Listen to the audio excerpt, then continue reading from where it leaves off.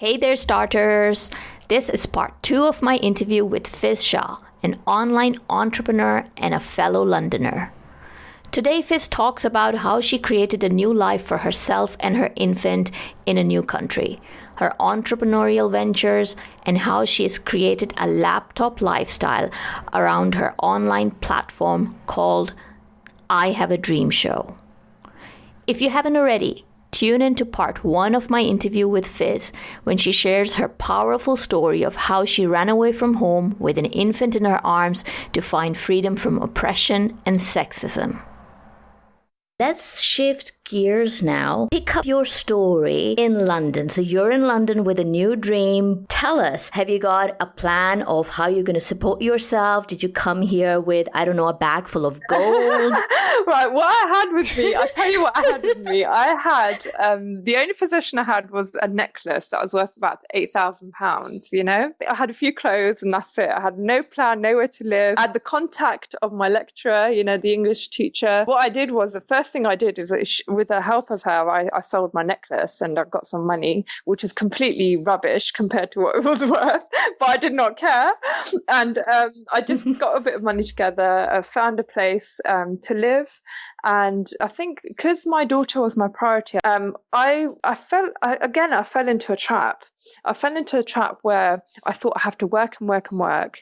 And her being left with babysitters and things like that was okay because I was doing it all for her, you know. I used to work 18-hour days, you know. I found out very quickly, just talking to people, what's going on in the market, what's going on in England, what are companies doing. Because I used to read a lot of books, you know. I used to read books on marketing as well. So I had an idea of business, you know. I come from a family that do trading as well. So I had an idea that the only way forward is business. I did do a job very temporarily as a telesalesperson, but I didn't last long. Probably about 2 weeks and I got sacked. It's again, isn't it? Freedom. I do not like being told what to do. And I thought that's not going to come in any form. I don't want to be told in any form what to do, what time I need to be in, how to talk, how to speak. I've got abilities. I've got skills. I've got things that I want to do my way. I'm the creator here. No one tells me how to do things. If I've come this far and fall into a trap of a job, oh my goodness, that would completely defeat the object of everything that I've done. So that passion carried on. Was there a time when you're running out of money and still haven't quite figured out what you're going to do? Thankfully, I've never been in a place where I've been out of money, because I'll tell you why. One key principle that I learned is that everyone's got problems of some kind, right? And if you solve those problems, people are willing to pay you money to do that. Now, I know it sounds quite broad, but you know, someone might have a problem where they haven't got time to clean their windows, you know, and just going around in a neighborhood, it's a simple task, but just knocking around with a bucket of water and a bit of soap and say, look, you know, you haven't got time, I can clean your windows for you. It doesn't take me long, you know, and just get paid for it. You're solving someone's problem. Or even like, you know, just doing a bit of gardening work, or going around and handing out leaflets for a company, you know, because they don't want to pay a bigger company to do it, you know, so you're a bit cheaper. Little things, tasks that you can always find to do. It's just that you have to be brave enough to go out and find it and really ask for jobs and say, look, you know, that's why I've never been kind of, you know, poor in that sense. And I learned very, very quickly that because marketing was coming online, businesses were coming online, they needed websites. I thought, okay, let me think. Okay, if they need a website, what should I do? I need to learn web design, right? Okay, let me learn web design. I got into books. I think I learned web design in 20 hours. Quickly talked to a couple of graphic designers because I didn't know how to graphic design. And I just said to them, okay, look, you know, if I get the contract, can you do the website design? I can do a little bit of coding because I've learned it, and then just get them a page up, you know, one page, just to show that the business exists online. And I was selling it for £200-300. Few projects, do one, you've got an example, and then you show another company, small business, that I've done this work, have a look. You start building your portfolio, and then by word of mouth, people know that that's what you do. In your local area, there's so many things that you can do. It's unbelievable. People don't understand it because it's so simple. they overcomplicate things. It's so simple, isn't it? Oh, just phone someone up and ask them if they want a website.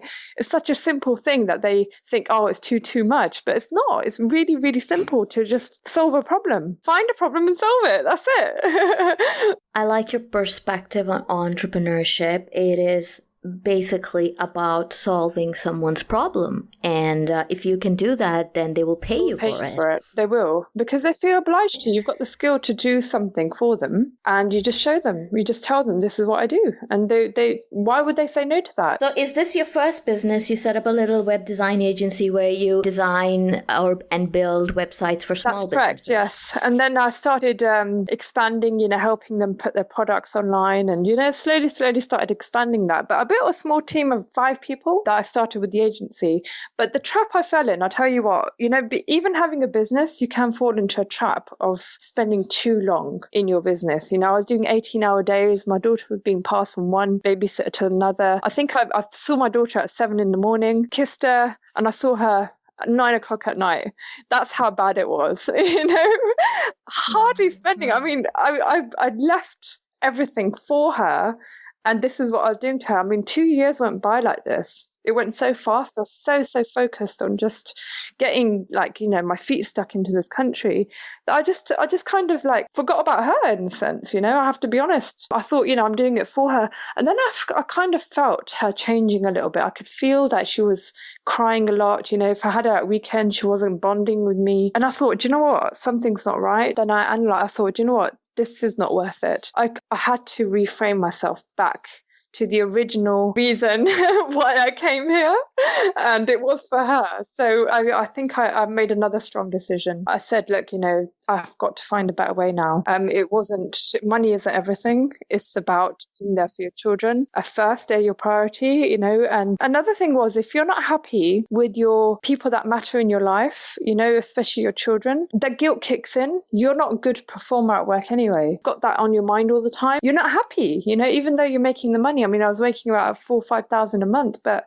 I wasn't happy. I could feel myself being tired. I could feel myself getting slowly depressed.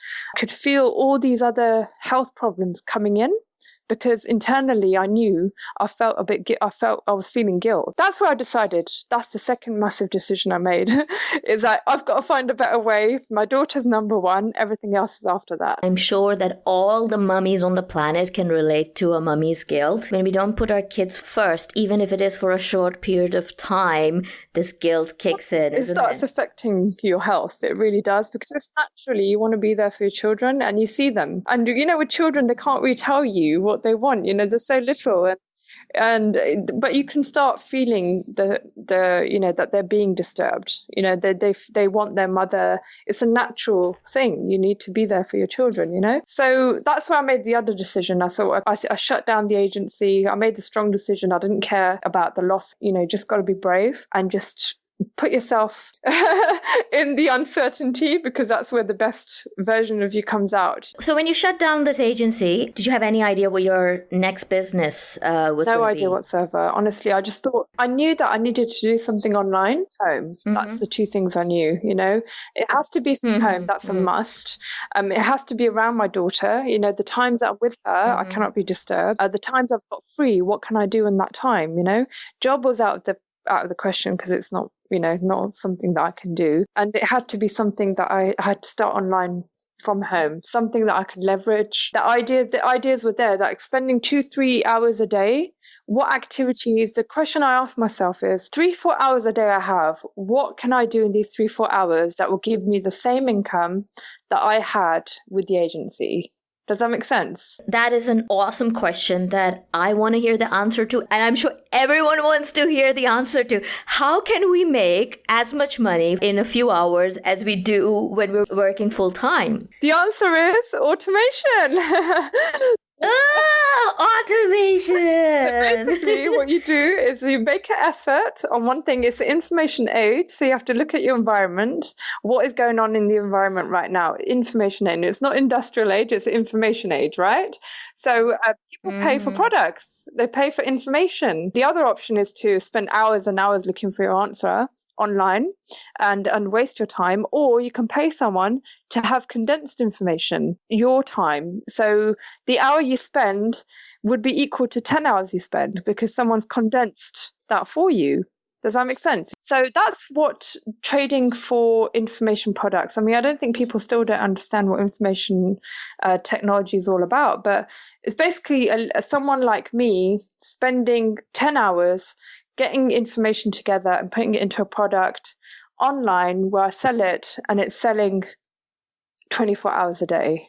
So while it's selling while I'm sleeping, it's just one effort being leveraged. So that's how this world works right now. This is where we're in, where people from, Jamaica can access my information product as long as I've done the ranking right and, I've got it out on social media or people are talking about it and etc. So with all these elements and factors in there, you can really, really make a massive profit from just one ebook. It's amazing. Let's talk a little bit about your informational product business. Right. So what I did is, because I only had 2-3 hours a day, I went into affiliate marketing. So I started selling people that have already got information products. That's how I started online. People that have already made products already, they've done the effort, they've made their ebook, but they pay a percentage as commission if you resell their work. So I just do the marketing. So 2-3 hours of marketing, maybe buy the book, read it, get 2 or 3 tips out of the book, and then market that book. And then the sales are happening because they've got all the funnels and everything set up. So I don't have to do the work.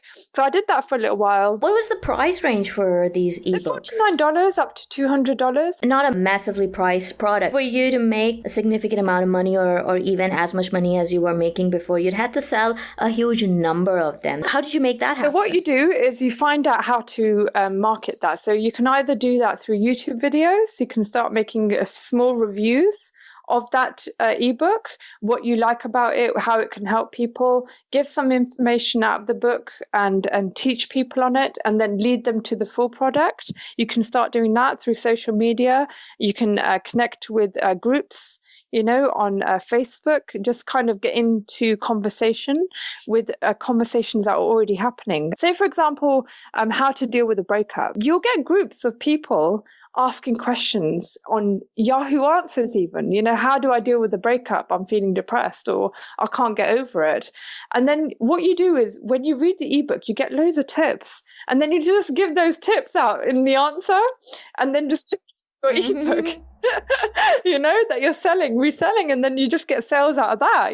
There's loads of way of actually finding conversations that are already happening. Or you can actually start learning ranking on Google. Just get a few keywords that people are searching for. You'll find using some tools online where you can actually see what keywords are being typed on Google. How to deal with a breakup is a typical one, or how to deal with a breakup of 5 years. That's a long tail keyword. People actually ask these questions. I mean, you'll be shocked what kind of questions they ask on Google, but you can find out and start targeting those type of audiences, because they're looking for answers. They're active searchers, Was long tail keywords and using the right keywords quite an integral part of your strategy back in the day when you were promoting ebooks? Absolutely, because you just kind of put yourself in the shoes of a person that's felt the problem. So, how do I deal with, if it is an emotional breakup, or how do I deal with a problem of 5 years or a breakup of 5 years or my boyfriend's ignoring me now or something like that. You just kind of put yourself in the shoes of that person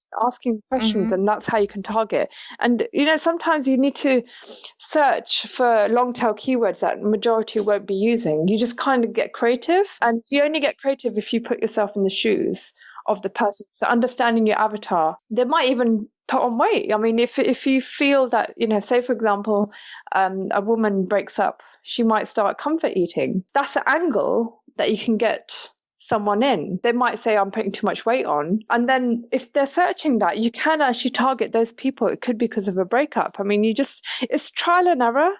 it's just kind of thinking out of the box a little bit. What other problems could be related to a breakup? I love your perspective that if you put yourself in your avatar's shoes and get inside their head, then you get a much better understanding of what they're going through, what their pains are, and then you can help them solve those problems. Everyone's going to go through how to deal with a breakup. That's a typical keyword. But if you get creative and really start feeling the pain and the frustration of the person that you're trying to help, you'll see that they might even lose sleep. They might even lose sleep at night. They might be typing how to deal with stress of sleeping, or they might type something like that, and then that way you can angle them in. There's nothing wrong with targeting, putting those keywords in to promote your book. It could be one of the reasons why people aren't sleeping properly. Could be, but you just go for it and try it. It's all about trial and error when it comes to online marketing and just kind of thinking out the box. Yeah, so affiliate marketing was that, and then I went to an event. It was quite a networking event of online marketing systems. So actually having a system to resell.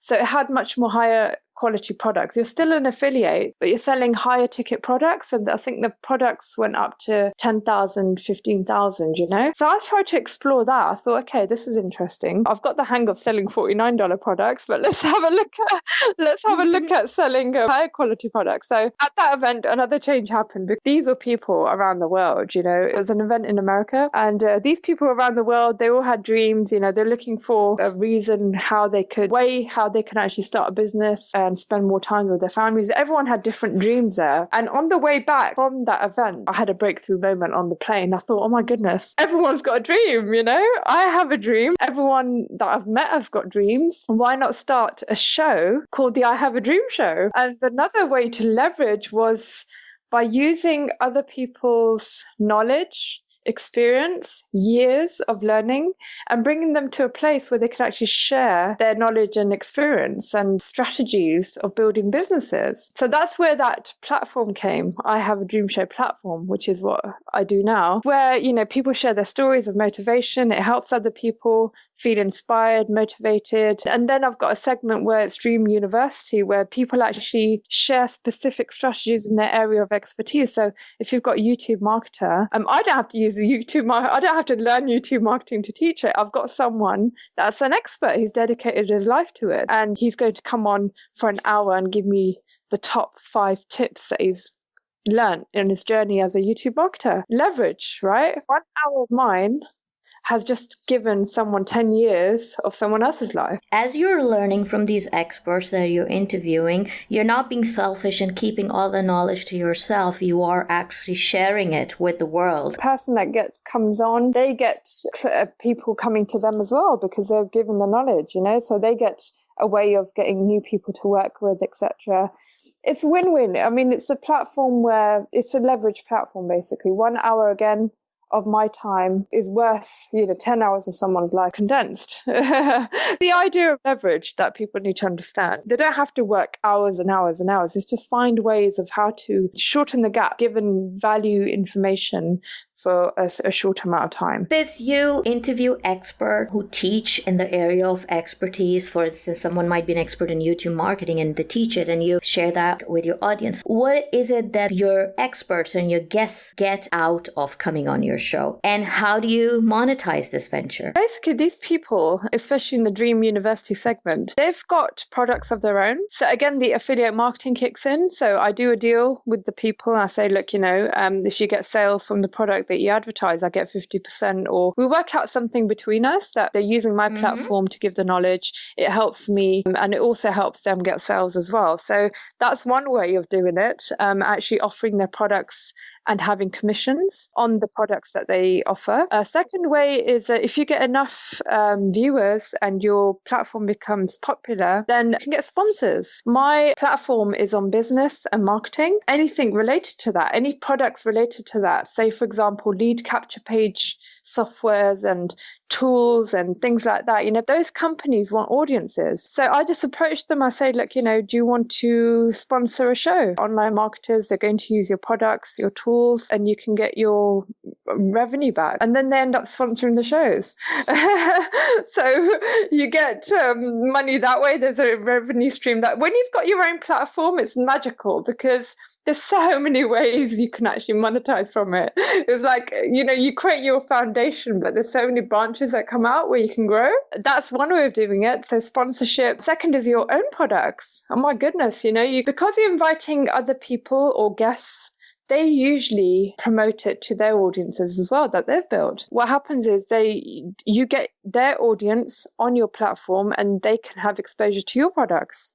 So it's like a win-win-win situation for everyone. It's a beautiful way of building a business. So that 1 hour I spend, can you see how many areas you can actually leverage from? And now I'm writing a book as well. So obviously all the knowledge that's been shared on the shows, you can compile it. The transcriptions that come out, so much knowledge that's shared, and you can build a book on it and promote your platform that way. And I think the key thing that everyone has to understand is when you start up, you have to concentrate on serving.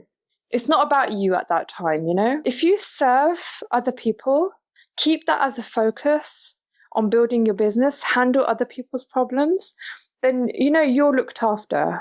I have to say that, your efforts are looked after. Don't focus on how I'm going to make money here or how am I going to make money there. Just focus on serving, build your assets that way with people and genuinely help. Give your services for free and build people's trust. Once you've done that, literally you can write your own paycheck.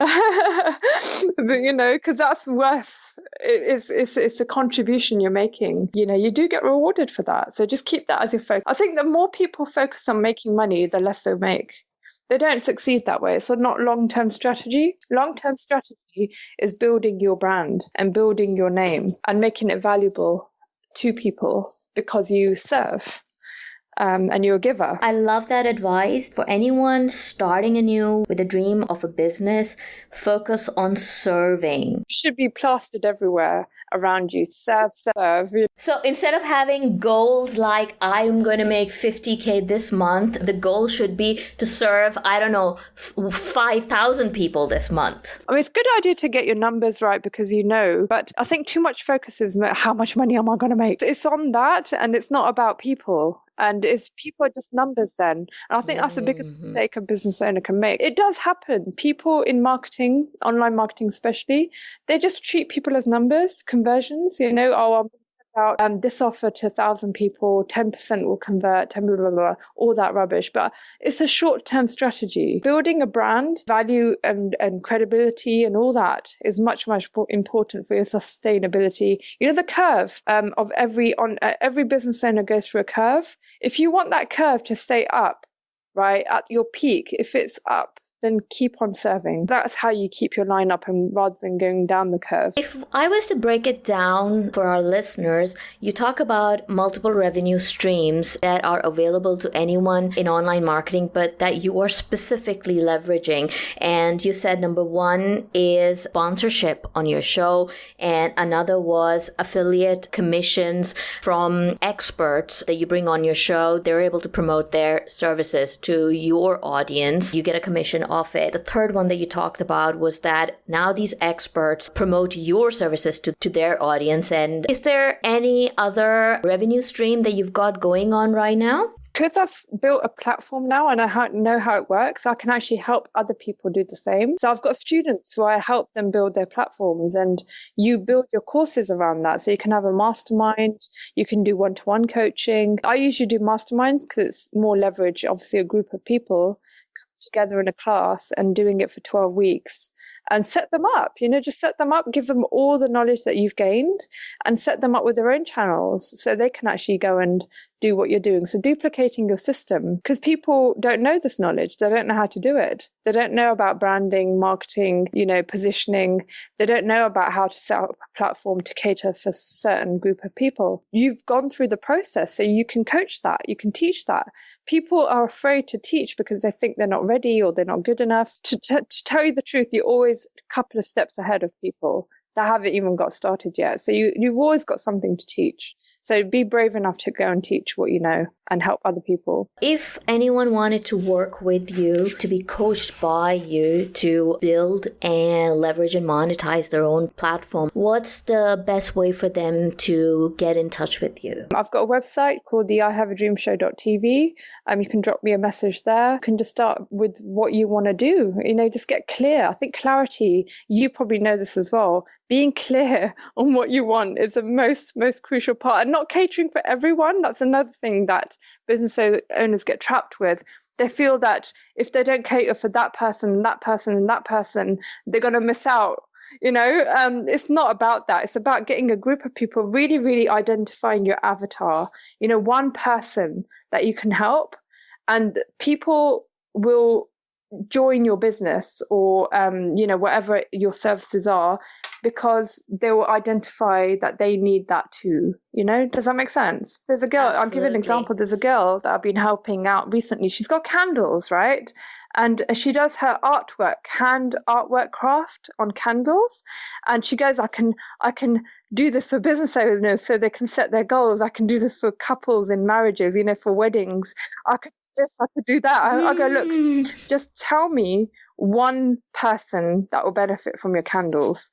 She chose couples, for weddings, that they can have it as ornaments, so they can remember their vows in the house. So with the rings as well, they can have something in their home, so nice. to remind them of the vows that they took, that it takes two people to build a family, a husband and wife partnership, So I said, target that. If you just target that audience, people with goal-setting dreams and all that, they'll come to you, because they'll see that it's the idea that you've promoted that they can relate to. Starters, if you are looking for clarity on which business to start or how to build your brand or your marketing platform, book a call with Fizz. Her website and her Facebook page and all her social contacts will be on the show notes for this episode. So Fizz, how can anyone benefit from the Dream Show Academy? There's two segments. There's one called the I Have a Dream Show, which is sharing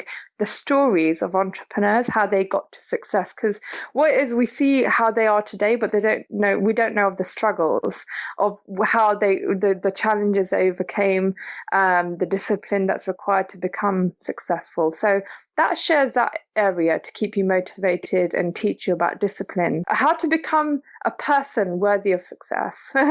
That's an important part in a lot of people's lives. The second part is the actual strategy. So if you're looking for ways to build your business either through YouTube or Facebook or lead generation, and if you want to learn specific things that you can actually get into to build your business, that's that side, which is the Dream University. So there's two segments. I think another message I want to quickly pop to your audience is that if you are a mother, I want to say this from one mother to another, is that don't forget who you are. I mean, it's very, very easy to get kind of carried away with your home activities and your caring for your child and everything, which is great. That's a reward in itself, but always remember that you are your own person as well. You've got your own dreams, you've got your passion, you've got a life that you want to live too. So don't get carried away in being someone's wife or being a mother. Just remember that you are your own person. I think a lot of people get lost in who they really are. They're always serving in the home and they're serving their partners and the children, which is great. It's absolutely wonderful. But don't forget who you are as well. Your dream.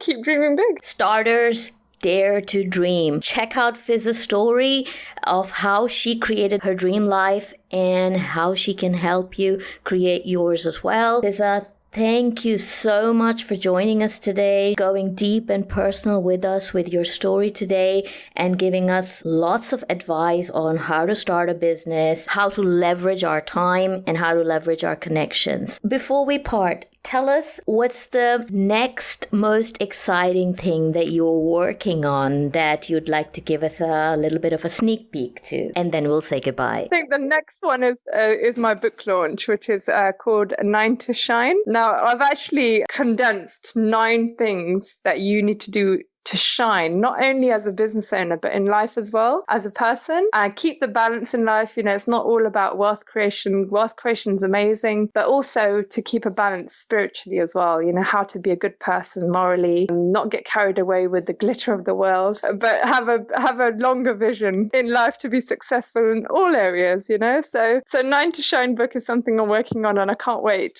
for it to hit homes and hit heart. Thanks for joining us for this episode of the Start Anew Show. We invite you to be more than a passive listener. Be a starter. Join our community and snag exclusive freebies from Symbol and her guests at letstartanew.com. Create your vision of freedom and fulfillment right here on the Start Anew Show.